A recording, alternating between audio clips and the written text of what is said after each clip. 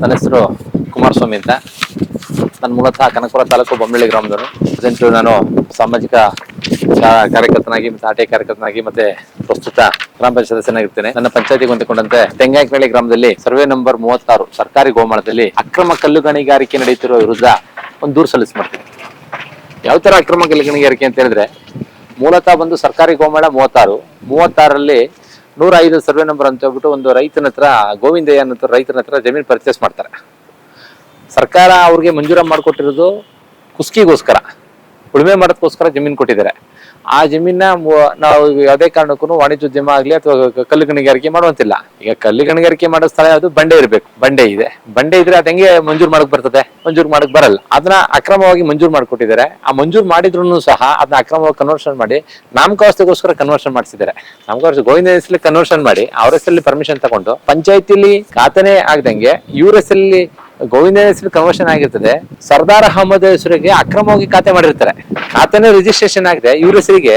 ಇವರು ಗೋವಿಂದನ ಹೆಸರಲ್ಲಿ ಮತ್ತೆ ಪಂಚಾಯತಿಗೆ ರಿಜಿಸ್ಟರ್ ಆಗಬೇಕು. ರಿಜಿಸ್ಟರ್ ಆಗಿ ಮತ್ತೊಮ್ಮೆ ಬಂದು ರಿಜಿಸ್ಟರ್ ಆಗಬೇಕು. ಆ ರಿಜಿಸ್ಟರ್ ಆಗಿಲ್ಲ. ಸಬ್ ರಿಜಿಸ್ಟರ್ ಆಫೀಸರ್ ನೇರವಾಗಿ ಅವರು ಅಕ್ರಮವಾಗಿ ರಿಜಿಸ್ಟರ್ ಮಾಡ್ಕೊಂಡಿರ್ತಾರೆ. ರಿಜಿಸ್ಟರ್ ಮಾಡ್ಕೊಂಡು ಕಲ್ಲು ಗಣಿಗಾರಿಕೆ ಶುರು ಮಾಡ್ತಾರೆ. ಶುರು ಮಾಡ್ಬೇಕಾದ್ರೆ ಏನಾಗುತ್ತೆ, 2 ಎಕರೆ 5 ಗುಂಟೆ ಜಮೀನು ತಗೊಳ್ತಾರೆ. 2 ಎಕರೆ 5 ಗುಂಟೆ ಕಲ್ಲು ಗಣಿಗಾರಿಕೆ ಮಾಡಂಗಿಲ್ಲ ಕಾನೂನು ಪ್ರಕಾರ. ಹಾಗಿದ್ರು ಸಹ ಅಕ್ರಮವಾಗಿ ಶುರು ಮಾಡ್ತಾರೆ. ಆ ಸದರಿ ಸ್ಥಳದಲ್ಲಿ ಕಲ್ಲಿರಲ್ಲ. ಆ ಕಲ್ಲಿಲ್ದಿರೋದಕ್ಕೋಸ್ಕರ ಏನ್ ಮಾಡ್ತಾರೆ, ಸರ್ಕಾರಿ 36 ಗೋಮಾಳದಲ್ಲಿ ಕಲ್ಲಿರ್ತದಲ್ಲ ಅದನ್ನ ಒತ್ತುವರಿ ಮಾಡಿ ಅಕ್ರಮವಾಗಿ ಕಲ್ಲೆತ್ತುತ್ತಾರೆ. ಆ ಕಲ್ಲೆತ್ತರ ವಿರುದ್ಧ ಡಿಪಾರ್ಟ್ಮೆಂಟ್ ಮೈಸೂರು ಜಿಲ್ಲೆಯವರು ಗಣಿ ಮತ್ತು ವಿಜ್ಞಾನ ಇಲಾಖೆಯವರು ಬಂದು ದೂರು ಕೊಡ್ತೀವಿ. ದೂರು ಕೊಟ್ಟ ನಂತರ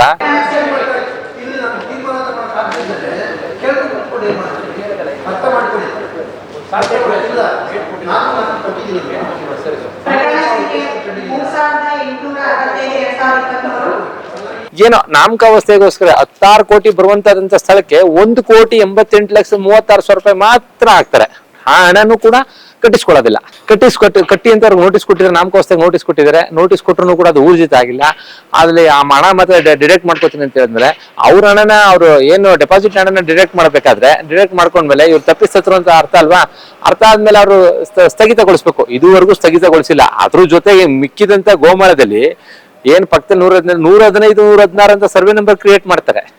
ಈಗಿನ ಆ ಸಮಯದಲ್ಲಿ ಇದ್ದಂತ ತಹಸೀಲ್ದಾರ್ಗಳು ಮತ್ತೆ RIVAಗಳು ಅದನ್ನ ಕ್ರಿಯೇಟ್ ಮಾಡಿ ಜಿಲ್ಲಾಧಿಕಾರಿಗಳ ಸಮೇತವಾಗಿ ಎಲ್ಲಾರು ಕ್ರಿಯೇಟ್ ಮಾಡಿ ಅವ್ರು ಮತ್ತೆ ಮಂಜೂರು ಮಾಡ್ಕೊಡ್ತಾರೆ. ಗೋಮಾಳ ಅಂತ ಈಗ ಇವರು ಡಿಕ್ಲೇರ್ ಮಾಡ್ಬಿಟ್ಟು 1,88,00,000 ಅಂತ ಇದ್ ಮಾಡಿದ್ರ ಅದನ್ನ ತಪ್ಪಿಸ್ಕೊಳ್ಳೋಕೋಸ್ಕರ ಆ ಜಮೀನು ನಮ್ದೇ ಅಂತ ಕ್ರಿಯೇಟ್ ಮಾಡ್ತಾರೆ. ಇದಕ್ಕೆಲ್ಲ ಕಾರಣ ರಾಜಕೀಯ ಪ್ರಭಾವಿಗಳು. ಯಾಕೆಂದ್ರೆ ಈಗಾಗಲೇ ರಾಮನಗರ ಶಾಸಕರಾಗಿರೋ ತಮ್ಮವರೇ ಮಾಡ್ತಾ ಇರೋದ್ರಿಂದ ಅವ್ರು ಏನ್ ಬೇಕಾದ್ರೂ ಮಾಡ್ತಾರೆ. ಅದೇ ಬಡವ್ರ ಬಗ್ರಾದ್ರೆ ಯಾರು ಮಾಡಂಗಿಲ್ಲ. ಒಂದ್ ಸಣ್ಣ ಲೈಸೆನ್ಸ್ ಕಟ್ಬೇಕಾದ್ರೂ ದುಡ್ಡು ತಗೋಬೇಕು ಅಂತ ಹೇಳ್ತಾರೆ. ಈಗ ಮೊನ್ನೆ ನಮ್ಮ ಇವ್ರು ಹೇಳ್ತಿದ್ರು ಜಡಿ ಸಾಹೇಬ್ರು, ಬಡ ರೈತನ ಬರ್ಬೇಕಾದ್ರೆ ಅಡಿಗೆ 200 ರೂಪಾಯಿ ಕಟ್ಟಪ್ಪ ನಿನ್ ಲೈಸೆನ್ಸ್ ಕಟ್ಟಾರೆ ಅಂತ ಹೇಳ್ತಿದ್ರು. ಇಲ್ಲಿ ಕೋಟಿ ಲೂಟಿ ಹೋಗ್ತಾ ಇದ್ರು ಕೂಡ ಏನೋ ನಿಧಾನಕ್ಕೆ ಬಂದು ಹೋಗಪ್ಪ ಬೇಗ ರಿಪೋರ್ಟ್ ಕೊಟ್ಬಿಡು ಅಂತ ಹೇಳಿದ್ದಾರೆ. ಇನ್ ಮುಂದಕ್ಕೆ ಏನ್ ಮಾಡ್ತಾರೆ ನೋಡೋಣ. ಇದೇನಾದ್ರೂ ಪ್ರಕರಣ ಅಂತ್ಯ ಆಗಿಲ್ಲ ಅಂದ್ರೆ ಮತ್ತೆ ನನ್ನ ಗಣನೆ ಅಲ್ಲದ ಮುಂದೆ ಹೋಗ್ಬೇಕಾಯ್ತದೆ ಅಂತ ಕೋರ್ಕೊಳ್ತಾ ಇದ್ದೀನಿ. ನನ್ನ ಹೆಸರು ಜಗದೀಶ್ ಅಂದ್ಬಿಟ್ಟು, ನಾನು ಕನಕಪುರ ಟೌನ್ ನಿವಾಸಿ. ದಿನಾಂಕ 24/10/2024 ಮಾನ್ಯ ಜಿಲ್ಲಾಧಿಕಾರಿಗಳಲ್ಲಿ ಒಂದು ದೂರು ಕೊಡ್ತೀನಿ. ಈಗ ಅವರು ಏನು ಕ್ಲಬ್ ಮಾಡಿಕೊಂಡು ಈಗ ರೆಸಾರ್ಟ್ಸ್ ನಡೀತಾ ಇದೆ. ಅದು ದುರಸ್ತಿ ಆಗಿಲ್ಲ, ಏನು ಮಾಡಿಲ್ಲ, ರೆಸಾರ್ಟ್ಸ್ ಮಾಡ್ತಾ ಇದ್ದಾರೆ.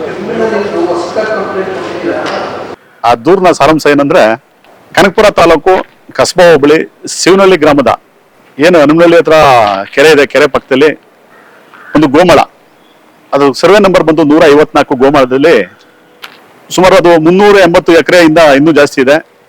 ಅದರೊಳಗೆ ನನ್ನ ಆರೋಪ 4 ಜನಕ್ಕೆ 3 ಎಕರೆ 30 ಗುಂಟೆ 3 ಎಕರೆ 30 ಗುಂಟೆ ತರ 14.5 ಎಕರೆ 4 ಜನಕ್ಕೆ ಸ್ಯಾಂಕ್ಷನ್ ಮಾಡ್ತಾರೆ, ಅಂದ್ರೆ ಆದೇಶ ಮಾಡ್ತಾರೆ. ಆದೇಶ ಮಾಡೋರು ಯಾರಪ್ಪ ಅಂದ್ರೆ ಕನಕಪುರ ತಹಸೀಲ್ದಾರು ಸ್ಮಿತಾರಾಮು, ಹಾಗೆ ರಾಮನಗರ AC ಅವರಾದಂತ ವಿಷ್ಣವಿ ಅವರು, ಇವರಿಬ್ರು ಸೇರಿ, ಹಾಗೆ ಕನಕಪುರದ RRT ಸಿರಿಸ್ತಾರಾದಂತ ಜಗದೀಶು, ಹಾಗೆ ಕನಕಪುರ ಕಸ್ಬಾ RI ಆದಂತ ತಂಗರಾಜು, ಶಿವನಹಳ್ಳಿ ಗ್ರಾಮ ಲೆಕ್ಕಾಧಿಕಾರಿ ಚಂದ್ರೇಗೌಡರು, ಹಾಗೆ ಇದು ಏಡೇರಾದಂತ ನಂದೀಶ್ ಅವರು ಇವೆಲ್ಲ ಸೇರಿ 4 ಜನಕ್ಕೆ ಇಲ್ಲಿಗಲ್ ಅಂದ್ರೆ ಯಾವುದೇ ದಾಖಲಾತಿ ಇರಲ್ಲ. ಅದರಲ್ಲಿ 1969-70ರಲ್ಲಿ ಪಾಣಿ ಆಗದೆ ಅಂತಾರೆ, RTC ಕೈ ಪಾಣಿ. ಆದ್ರೆ ಯಾವುದೇ ತರದಲ್ಲಿ ವಹಿವಾಟು ಆಗಿರೋದೇ ಇಲ್ಲ. ಅದರಲ್ಲಿ 85-86ರಲ್ಲಿ ಇದನ್ನ ಮ್ಯೂಟೇಷನ್ ಮಾಡ್ತಾರೆ. ಅಂದ್ರೆ ಮ್ಯೂಟೇಶನ್ ಯಾವತ್ತು ಮೊದಲು ಮ್ಯೂಟೇಶನ್ ಆಗ್ಬೇಕು, ಆಮೇಲೆ ಪಾಣಿ ಆಗ್ಬೇಕು. ಆದ್ರೆ ಇಲ್ಲಿ ಇಲ್ಲಿಗಲ್ ಮಾಡಿ ಮೊದಲು ಪಾಣಿ ಮಾಡಿ ಆಮೇಲೆ ಮ್ಯೂಟೇಶನ್ ಮಾಡಿದ್ದಾರೆ.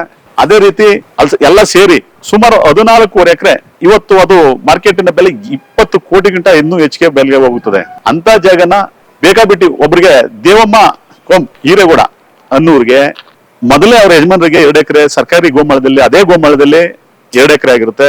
ಅದಾದ ನಂತರ ಹೆಂಡತಿಗೂ 3 ಎಕರೆ 30 ಕುಂಟೆ ಕೊಡ್ತಾರೆ. ಅಂದ್ರೆ ಒಟ್ಟು ಅವ್ರ ಕುಟುಂಬಕ್ಕೆ 5 ಎಕರೆ 30 ಕುಂಟೆ ಕೊಡ್ತಾರೆ. ಅದಕ್ಕೆ ನಾನು ಮನೆಯ ಲೋಕಾಯುಕ್ತದಲ್ಲಿ ದೂರು ದಾಖಲೆ ಮಾಡಿದ್ದೆ. ಆ ದಾಖಲೆ ಪ್ರಕಾರ ಇವತ್ತು ನನಗೆ ವಿಚಾರಣೆ ಕರೆದಿದ್ರು. ವಿಚಾರಣೆಯಲ್ಲಿ ಖುದ್ದು ಹಾಜರು ವಾದಿ ಪ್ರತಿವಾದಿ ಇಬ್ಬರನ್ನು ಕರೆಸಿ ಮಾತಾಡಿಸಿ ನಮ್ಮ ಈ ಕೇಸಿಗೆ ಸಂಬಂಧಪಟ್ಟಂತ ದಾಖಲಾತಿಗಳನ್ನ ಎಲ್ಲ ಪರಿಶೀಲನೆ ಮಾಡಿ ನಮ್ಮನ್ನು ವಿಚಾರಣೆ ಮಾಡಿ ಇವತ್ತು ಮನೆಯ ಜಿಲ್ಲಾಧಿಕಾರಿಗಳಿಗೆ ಇದರ ಬಗ್ಗೆ ಕುಲಕಸರಿಗೆ ವರದಿ ಕೊಡಬೇಕು ಅಂತ ಕೇಳಿದ್ದಾರೆ. ನಾನು ಹೇಳೋದಿಷ್ಟೇ, ಯಾವುದೇ ಅವ್ಯವಹಾರ ಆಗ್ಬೇಕು ಅಂದ್ರೆ ಒಬ್ಬ ಅಧಿಕಾರಿಗಳಿಂದಾನೇ ಮಾತ್ರ ಸಾಧ್ಯ. ಯಾಕೆಂದ್ರೆ ಒಂದು 14 ಎಕರೆ 20 ಕೋಟಿ ರೂಪಾಯಿ ಜಮೀನ ಇವರು ಇಲ್ಲಿಗಲ್ ಆಗಿ ಮಾಡ್ಕೊಡ್ತಾರೆ ಅಂದ್ರೆ ಸಾರ್ವಜನಿಕರಿಗೆ 2 ಎಕರೆ 1 ಎಕರೆ ಕೇಳಿದ್ರೆ ಇಲ್ಲ ಅಂತಾರೆ. ಅದು ಕನಕಪುರದಿಂದ 5 ಕಿಲೋಮೀಟರ್, ಕನಕಪುರದಿಂದ 5 ಕಿಲೋಮೀಟರ್ ಒಳಗಡೆ ನಗರಸಭೆ ಒಳಗಡೆ ಯಾರಿಗೂ ಸ್ಯಾಂಕ್ಷನ್ ಮಾಡೋಂಗಿಲ್ಲ. ಆದ್ರೆ ಇದು ರಾಜಕೀಯ ಹಿನ್ನೆಲೆ ಉಳ್ಳವ್ರಿಗೆ 3 ಎಕರೆ ಈ ತರ ಮಾಡಿ ಸರ್ಕಾರಕ್ಕೆ ಲಕ್ಷಾಂತರ ರೂಪಾಯಿ ಕೋಟ್ಯಾಂತರ ರೂಪಾಯಿ ಇದಕ್ಕೆ ನಷ್ಟ ಮಾಡಿರ್ತಾರೆ. ಇದನ್ನ ಮನೆ ಲೋಕಾಯುಕ್ತರು ಮನಗೊಂಡು ಹಾಗೆ ಜಿಲ್ಲಾಧಿಕಾರಿಗಳು ಇದನ್ನೆಲ್ಲ ಪರಿಶೀಲನೆ ಮಾಡಿ ಅವ್ರು ಕೊಟ್ಟಿರುವಂತ ಜಾಗನ ವಾಪಸ್ ಪಡಿಬೇಕು ಅಂತ ತಮ್ಮಲ್ಲಿ ಮನವಿ ಮಾಡಿಕೊಂಡು ಈ ಮಾತನ್ನ ಮುಗಿಸ್ತೀನಿ.